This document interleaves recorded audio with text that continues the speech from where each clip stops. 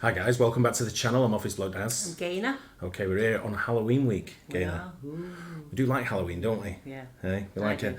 One of the things I like about Halloween is seeing all the kids dress up and enjoy themselves. Yeah. It's a real kids thing, isn't it? Yeah, sort of thing. And it's we got our grandson Drees all dressed up already, yeah, isn't he? he's got his Ninja. Grim. Oh yeah, Ninja, isn't he? Yeah. So that'd be good for him. Yeah. But so we're gonna hit a little bit of this week. We're gonna sort of like focus a lot on horror stories. True crime, things that get you a little bit scared, ready for the weekend. Tales. Yeah, creepy tales, ready for the weekend, I hope. And this is the 5 most disturbing Craigslist ads, or Craigslist. I don't even call it Craigslist. Craigslist. I say Craigslist, but I used to say Craigslist, but when I've been looking, they call it Craigslist. It's Craig, innit? It's Craig. That name of the Craigslist ads, but I'd say Craigslist. But anyway, here we go. 5 most disturbing Craigslist ads.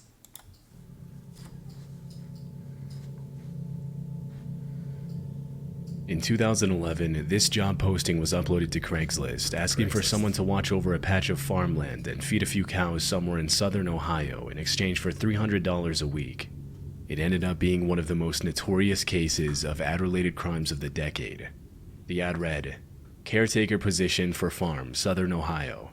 Simply watch over a 688-acre patch of hilly farmland and feed a few cows. You get $300 a week and a nice 2-bedroom trailer. Someone older and single preferred, but we'll consider all. Relocation a must. You must have a clean record and be trustworthy. This is a permanent position. The farm is used mainly as a hunting preserve, is overrun with game, has a stocked 3-acre pond, but some beef cattle will be kept. Nearest neighbor is a mile away. The place is secluded and beautiful. It will be a real getaway for the right person. Job of a lifetime. If you are ready to relocate, please contact ASAP. Position will not stay open.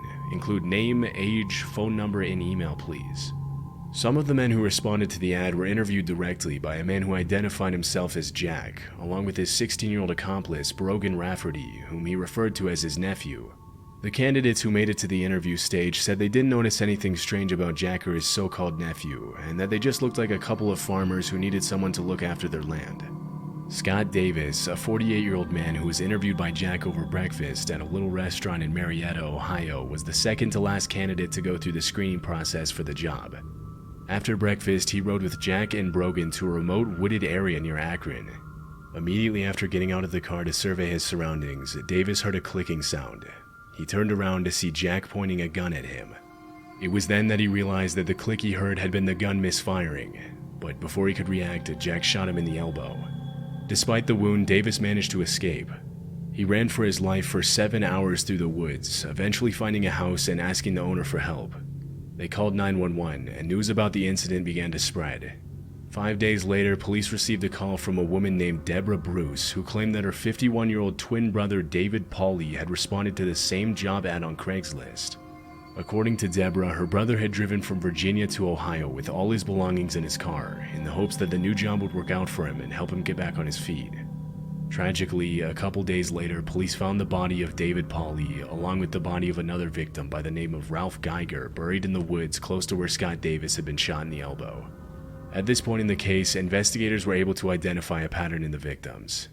Jack and Brogan targeted homeless, down on their luck, or otherwise vulnerable middle-aged men with limited family ties and lured them to an isolated location under the appearance of a life-changing job opportunity, only to later rob them of all their belongings and shoot them on the spot. Their hope was that because of their few family ties, their disappearance would go unnoticed, giving Jack and Brogan enough time to bury the bodies and get rid of the evidence. What sort of psychos are there in this world? There is. But at the same time, though, if you're looking for a job, I wouldn't probably take one off Craigslist. Do you know what I mean? I know it's a massive like advertising board for all kinds of stuff. Yeah. But what I'm saying is, even when I buy stuff, if I'm buying off eBay, I'm sometimes a little bit reluctant because I'm like, do I want to buy something off eBay that's new, or do I go to Amazon, or do Amazon's more reputable? Yeah. Than eBay is, in my opinion, anyway. I don't know, because I remember many years ago I used to look for nanny jobs in the Manchester Evening News, and it's different. People are paying for. I don't think you have to pay to put in Craigslist. I think it's a free advert. Right. So when you're paying for, if someone's going out and paying for stuff that's like a, they're paying a lot of money to post a job in a local newspaper. Like somewhere like Manchester Evening News, it's quite expensive. Yeah. So people are going out because they want that quality person as well. They're looking for the quality to equal the quality of what you're looking for. Yeah. So It's. I guess you never know, do you? I'm not sure though. I just don't. I'd be very skeptical about it, and so it's saying like, I'm just not sure whether I'd trust something like Craigslist, whatever you want to call it, to give me something that's like a job in the middle of nowhere, single person preferred. I'd just be like, nope, straight on to the next one. Yeah. You know, that's just me. This pattern explains why certain candidates were rejected during the interview process, such as 58-year-old Ron Sanson, a former Navy officer with a college degree, and an unnamed woman in her 20s who had also applied for the job. During the investigation, police traced the Craigslist ad, which led them to the home of a man named Joe Bice in Akron, Ohio. He denied posting the ad and claimed that it was probably posted by the man who rented out his basement space. When police asked Joe Bice for the name of his tenant, he responded that he only knew him as Dutch. Investigators were able to track Dutch down thanks to a phone call that he made to Joe Bice, unaware that his landlord had been in contact with the police. On November 16, 2011, police arrested Dutch and identified him as 52-year-old Richard Beasley. Scott Davis immediately confirmed that this was the same man who had interviewed him at the restaurant and shot him in the woods. Apparently, Richard Beasley had fled from the police and used different identities to avoid being detected, even using the names of some of his victims. Around that time, police also arrested Brogan Rafferty, Richard Beasley's teenage accomplice. At the time, Brogan was a 16-year-old high school student from Stowe, Ohio, whom Beasley had mentored and taken under his wing. Wow. Police searched Rafferty's house and found several weapons, as well as a disturbing poem hidden in his computer files from August 16, 2011. The chilling poem read, "We took him out to the woods on a humid summer's night. The loud crack echoed and I didn't hear the thud." Investigators later determined that the poem described the murder of Ralph Geiger, one of the victims police had found in the woods. A few days later, on November 25th, a fourth victim, a 47-year-old man named Timothy Kern, was found dead in the woods behind a mall in Akron.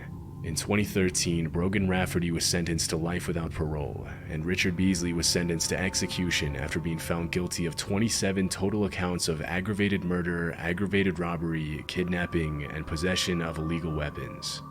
This innocent-looking job ad ended up being one of the most notorious luring posts in the site's history, and it played a strong contributing role to the sketchy connotation that Craigslist carries nowadays. Yeah. On January 2nd, 2016, a disturbing ad was posted in the personal section of Craigslist. The personal section was a place where people could post personal ads for a variety of reasons. Do you remember when we used to read through some of these? Oh, some of the Real adverts. weirdos. Some of the adverts you see in Craigslist. Yeah, I used to read through I still read through adverts now. Yeah, just to see what people are looking for and what. Oh, I'm not looking through the personals. I'm looking for all kinds of stuff. I'm looking at what people are selling. Yeah, but I'm seeing when I look through some of those, I read through them just to see what sort of freaks there are out there. There are, yeah. It was an interesting mix between an online dating platform, a space where people could rant and share their opinions on personal experiences, and a place for people to find friends with similar interests. Although most people use the personal section for legitimate reasons, it was also notorious for scams and other illegal activities, which is why Craigslist completely removed the section in 2018. This particular ad was posted by a person claiming to be a serial killer. Disturbingly, the post mentioned 2 public officials by name, and the person who uploaded the ad said that they would strike again. The ad read, "Tulsa murder. I was wanting to thank Tulsa for letting me have my first kill. It all started here, so I was thinking it should also be my first. I was nervous as hell, but I will get over it. It was a stranger on stranger, so the police will have a difficult time.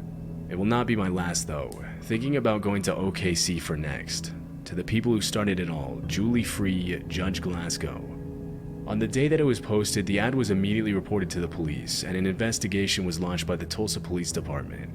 Specifically, the ad thanked a woman named Julie Free, an employee of the Department of Corrections, and Judge Glasgow, who worked in the probate division of the Tulsa County District Court. The post thanked them and referred to them as the people who started it all. Because Julie Free and Judge Glasgow worked in overlapping departments and would sometimes interact with the same offenders, police believe that the ad had to have been posted by someone who had at some point been involved in the criminal justice system, and that it might have been an act of revenge to stain their image. Craigslist provided the Tulsa Police Department all the information available about the post, but it didn't really lead anywhere. According to the police, there had been no recent crimes that matched the description provided in the ad. The police department said that the ad was probably a hoax, but they never found any evidence to prove it, which means it's still possible the post could have been legit. The homicide unit claimed that they had seen a similar situation before when a 918 number texted random people disturbing questions about where to bury a body.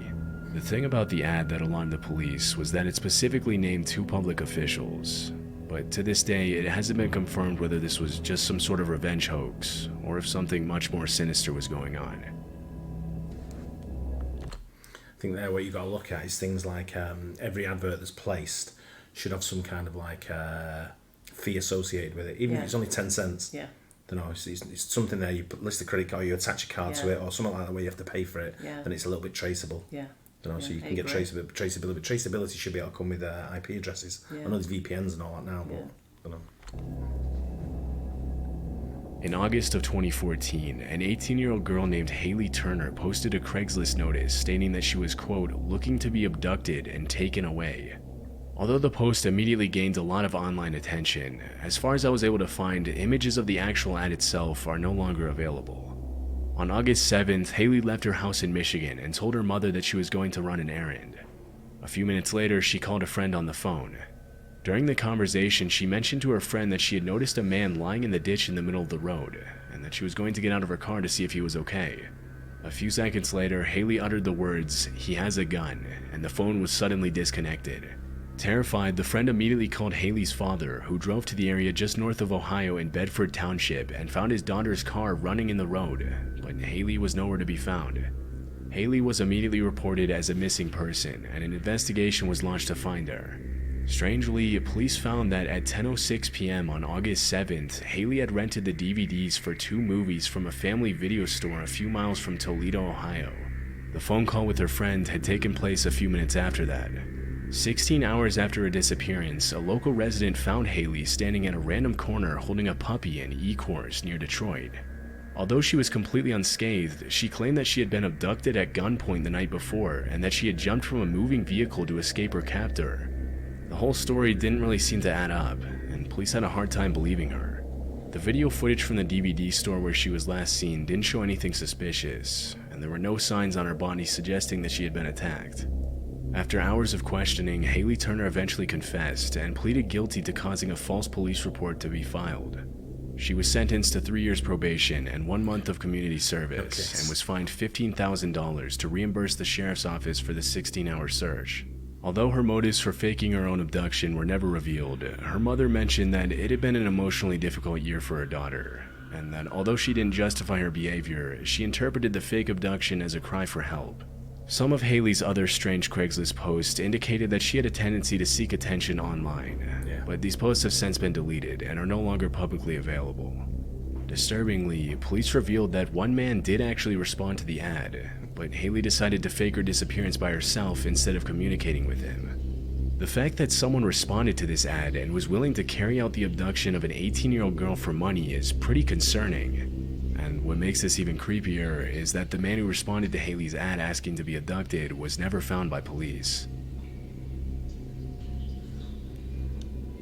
This creepy post was That's definitely a cry out for help, isn't it? More than anything. Yeah, I wonder what happened in her life that made her like that. I think more of a bit of a daydreamer type thing in my mind that's sort of like got in her head and the way she behaves, but a bit of a nutcase more than anything.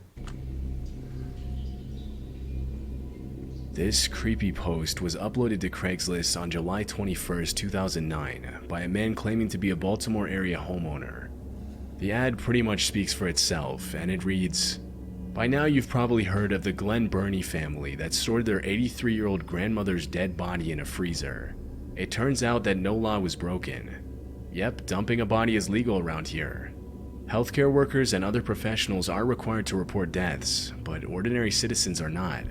And apparently no state law prohibits the burial or storage of a body on private property. I'm a laid-off Baltimore area homeowner.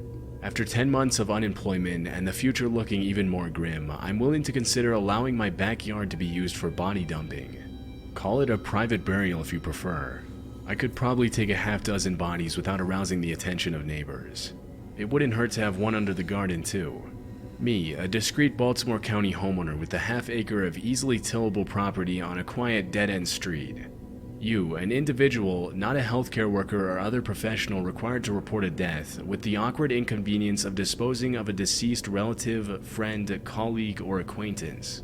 You must provide your own trash bags, tarp, quicklime, shovel, etc. I might be available to hold a flashlight, but I won't do any heavy lifting. Accidental deaths or natural causes only. I'm not getting involved in any shenanigans with Omar wannabes. I will not be a participant in or any accessory to any sort of crime. This is a limited time offer. Act now before the state legislature changes the law. If and when the law changes, measures failed 10 years ago after the 1999 incident, you'll be grandfathered, literally and figuratively. Price is negotiable. Serious inquiries only. The post itself is off-putting enough, but the context behind the ad is even more disturbing. The links in the ad are both broken, but using the Wayback Machine, I was able to find a 2009 version of the website Welcome to Baltimore Hun, which appears to be a sort of online guide for users to upload news and posts about their experience living in Baltimore. The link in the Craigslist ad leads to a blog post written by a man named Gnome Sane. The article goes deeper into the reasons why he uploaded the ad to Craigslist and what he hoped to accomplish with his underground private burial business. In the comments, more than a few users asked the man if they could use his backyard for a burial. The fact that the uploader of the ad explicitly mentioned that he wouldn't get involved in any criminal activity by burying anyone who hadn't died of natural causes has created a lot of online speculation. Using his backyard as a body dumping location would have been perfectly legal, and the only reason the ad stayed for so long was because the man wasn't advertising an illegal service, such as burying people who had been murdered.